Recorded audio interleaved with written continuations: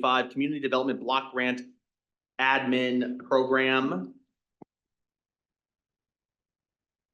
Hello. Hi. Didn't want to venture down with all three names. Huh? I was like, I don't know who all three. No worries. Good evening, Mayor, Council, and community. Thank you for having us. Anya, Daniel, and I are here this evening to provide a bit of an overview, discussion, recommendation, and timeline for our 2025 Community Development Block Grant Funds. And with that, I'll turn it over to Anya. We have a clicker today. That's exciting. I know, right? So as we mentioned in the past, Burien is a joint agreement city with the King County Community Development Block Grant Consortium. For a little bit of background, Burien became became eligible for an entitlement of community development block grant funds when we hit 50,000 in population, with the majority or with a large percent of our population being low to moderate income. Joint agreement CDBG funds flow through King County, with King County doing a lot of program administration for us and managing all of the federal HUD requirements. Being a joint agreement city also comes with some set-asides through King County, 10% to cover program administration, handling all of those federal requirements for us, 2% for capital project implementation, 5% for the King County Housing Stability Program, and 25% for the King County Housing Repair Program, which our residents make use of. After set-asides, next year the city is expected to receive approximately $240,568 in federal CDBG funds. It's important to note this is an estimate based on our 2024 allocation. We don't get our final entitlement numbers from HUD until sometime next year, but we work off of an estimate. We are allowed to use these funds for our own planning and administration processes, a human services project, and capital projects that serve low to moderate income Burien residents. So for fiscal year 2025, we're proposing funding the following. Again, these numbers are estimates. We propose $41,000 for the planning and administration project, continued use for staff salaries and benefits to administer the program. We recommend $41,000 for continued support for the Southwest Youth and Family Services Community Resource Center, formerly the New Futures Program, serving youth and families living at the alcove at Seahurst Apartments. This is a project that's also recommended by the Human Services Commission for fiscal year 25. And then for the capital project, the recommendation is $158,568 for play equipment at Chelsea Park. The Parks and Recreation Advisory Board will also be discussing and likely approving this allocation of CDBG capital funding at their September 18th meeting. And just a little background on the project: for fiscal year 25, the Chelsea Park capital funds will replace the existing 24-year-old tot age 2 to 5 and youth age 5 to 12 play structures with new age-appropriate play equipment. The selection of new play equipment will be done through an online community input process. There are design concepts and a range of standalone play components that will be presented by a brief video, which will be in English and Spanish. And the community will then be asked to take a survey to rank their preference. The survey will be available in English, Spanish, Vietnamese, and Amharic. For a little reference, and if you have questions about this, please don't ask me, please ask Daniel. Project cost is budgeted at $350,000. The parks team will seek remaining funding needed to complete the project through the 2025 through 2030 Parks CIP plan. And the project will serve low to moderate income residents. Just a little additional context: the amounts available to allocate to planning and administration and human services projects are capped based on HUD requirements. So we recommend funding those generally at the max. And we also like to note that city staff approve of all three proposed funding areas and amounts. And so tonight, what we're looking for is your approval on the recommended projects so that we can move forward with the 2025 CDBG formal process. Your formal adoption would begin at the September 23rd, 2024 City Council meeting, with holding a public hearing on the proposed uses, and then any additional discussion that you want to have on the CDBG admin, human services, and capital funding allocations. The 23rd would serve as your first touch. And then October 7th, I believe, would be the second touch where we would seek final acceptance through the consent agenda. And then materials on our end for CDBG are due to King County on October 15th. So with that, we are here to answer any questions. Thank you. Are there any questions? Councilmember Moore, then Deputy Mayor Moore. So we're gonna go alphabetical. I move to proceed with the proposed funding allocations and to set a public hearing on September 23rd, 2024. Is there a second?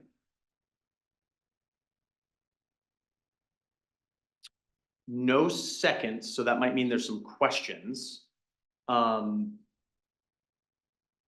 move on to some questions, because there does not appear to be a second for your motion at this time. So we'll move on. We'll start with some questions. Are there any questions? Deputy Mayor Mora. Hi, can you repeat which ones are set at the max? Yeah, that would be the Human Services Project and the Planning and Administration projects. Those are set at a 10% cap of our total allocation that we get from HUD. Again, these numbers are estimates. We won't know our full award amounts until next year. Are we able to then reallocate some of that money into the capital one then? Since the capital doesn't have a max? So it says for Chelsea Park, it's for 158,000. Are we able to kind of rearrange the planning or the human services to go into the capital?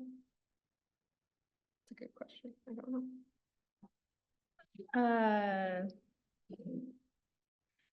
So just for some context, your planning and admin covers your staff here, a portion of our salaries. So those are figured into the 25 budget.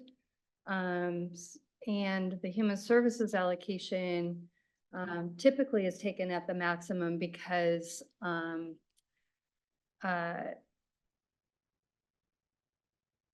would say that to administer CDBG from an agency's perspective, there needs to be enough sort of money in the pot for that to occur. So we've always taken the maximum for a human services agency so they can manage their program and manage all of the reporting requirements that HUD and King County require.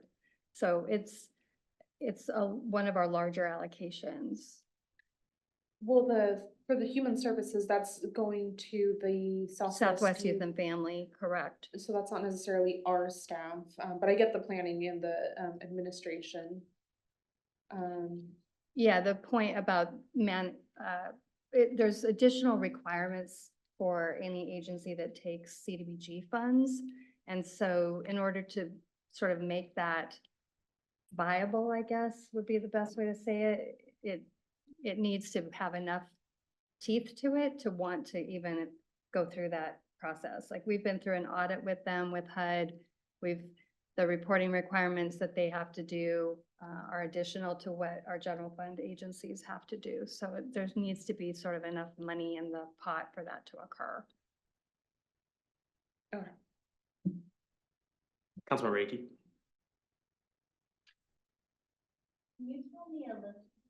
Can you tell me a little bit more about the I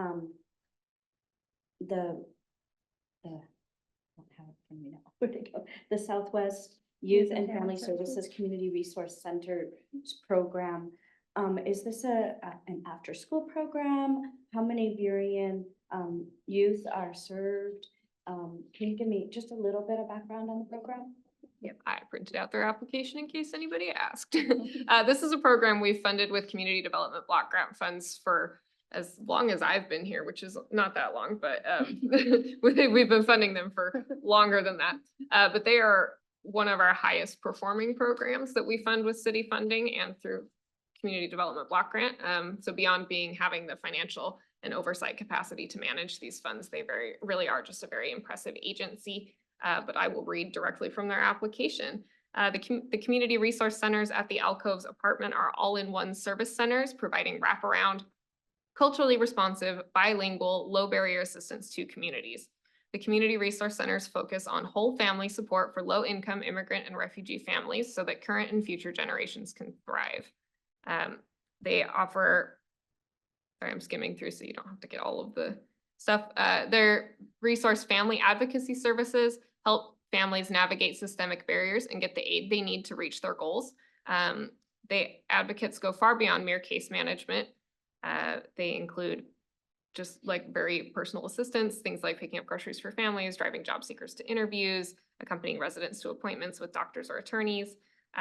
They also offer an educational program. They have coordinators and tutors to focus on youth education, homework help, tutoring, as well as STEAM, science, technology, education, or engineering, arts, and mathematics enrichment activities, mental health workshops, and more. They also provide client support one-on-one.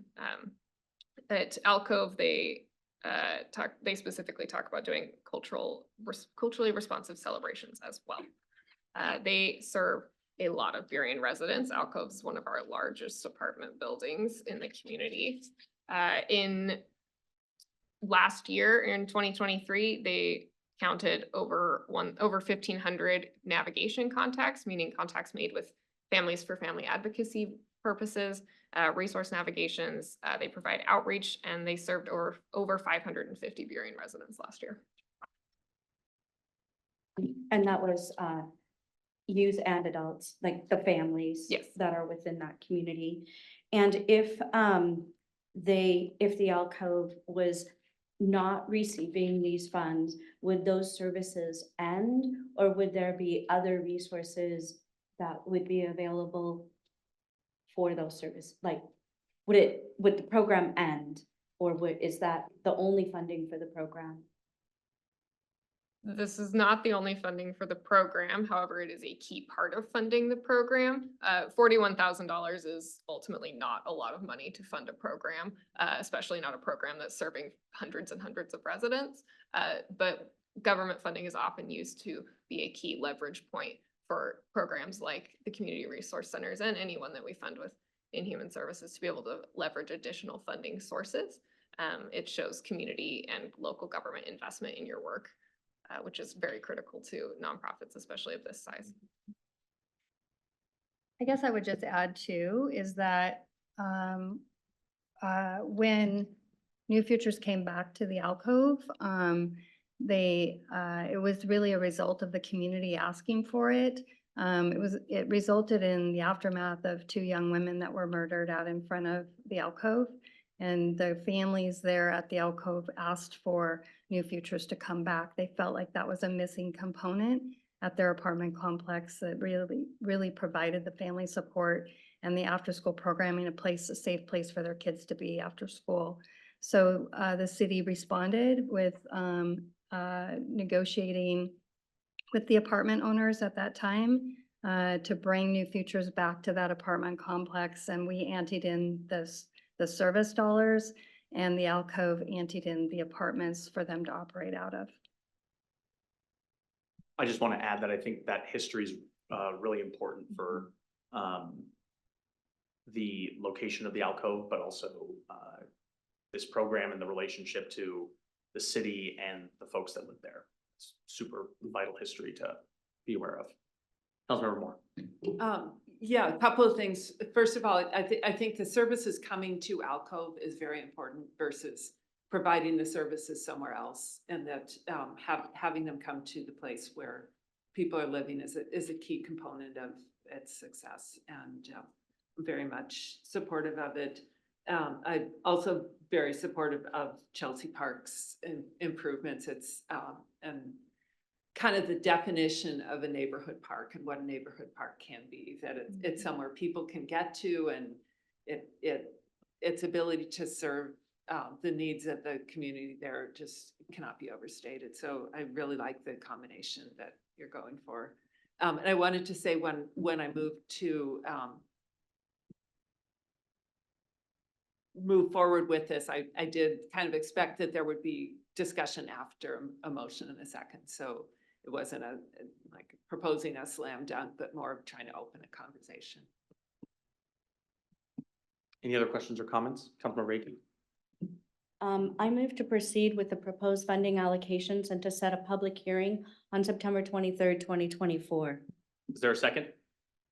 Second. Moved and seconded. Any other comments or questions? Councilmember Mata, you brought your camera on and unmuted. Do you want to say something to this?